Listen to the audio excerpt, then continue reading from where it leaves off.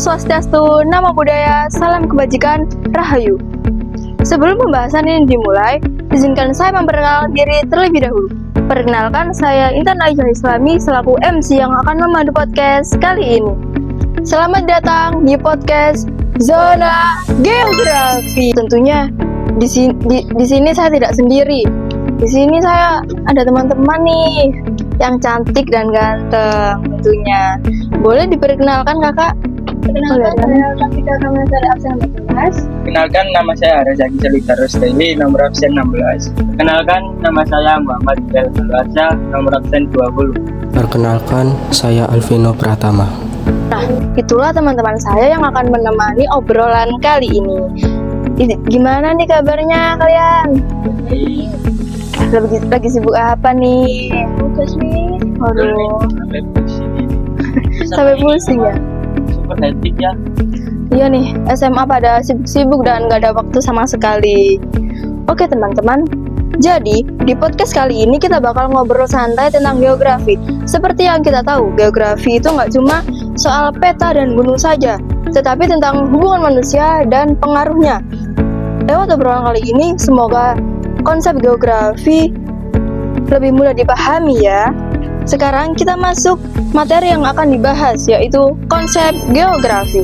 Konsep geografi itu ada 10, tetapi kita cuma bahas 5 saja. Yuk kita mulai dari yang pertama. Menurut Kak Kartika nih, yang paham geografi, gimana sih pandangan kakak tentang konsep geografi yang pertama, yaitu nilai kegunaan? Kalau ngomongin nilai kegunaan, intinya geografi melihat suatu wilayah atau benda itu dari beberapa besar manfaatnya buat manusia.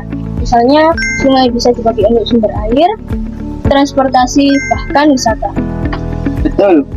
Jadi nilai suatu tempat itu bisa berbeda untuk setiap orang. Contoh, sawah punya nilai besar bagi petani, tapi untuk orang kota mungkin lebih berguna sebagai tempat wisata alam. Nah, kita sudah mendengar pendapat dari Kak Kartika nih. Kita next ke Kak Zaki. Menurut Kak Zaki, gimana pandangan kakak mengenai konsep interaksi dan interdependensi yang intinya tiap wilayah pasti saling berhubungan nih? Menurut saya, konsep ini sangat terasa di kehidupan kita. Misalnya, kota sama desa. Kota itu butuh hasil pertanian dan desa dan sebaliknya. Benar banget. Jadi nggak ada wilayah yang bisa berdiri sendiri. Semuanya saling bergantung. Oke, berikutnya adalah diferensiasi area. Kalau kita lihat dari detail, ternyata tiap wilayah juga punya ciri khas. Menurut Kak Hilal, diferensiasi area di Indonesia itu tergambar seperti apa sih Kak? Jadi diferensiasi area itu setiap daerah punya ciri khas masing-masing, baik dari segi alam, sosial maupun aktivitas manusianya. Misalnya, di Indonesia ada dataran rendah, biasanya cocok untuk pertanian padi.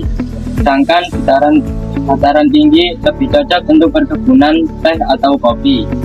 Oh, jadi karena perbedaan kondisi alam itu, kegiatan manusia juga ikut berbeda ya?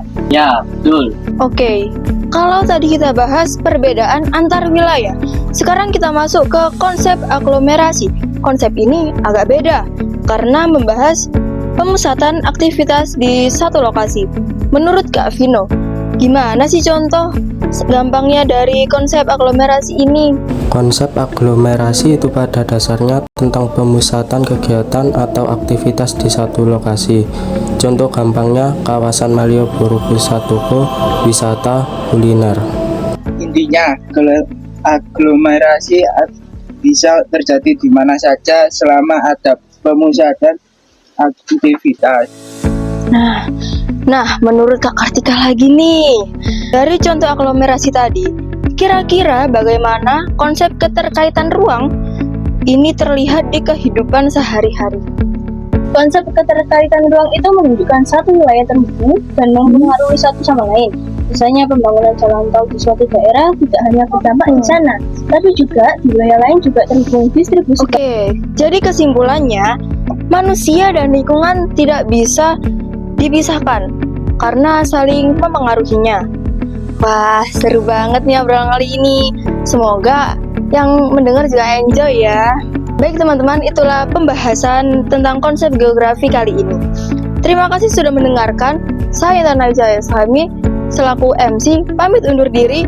Sampai jumpa. Salam geografi.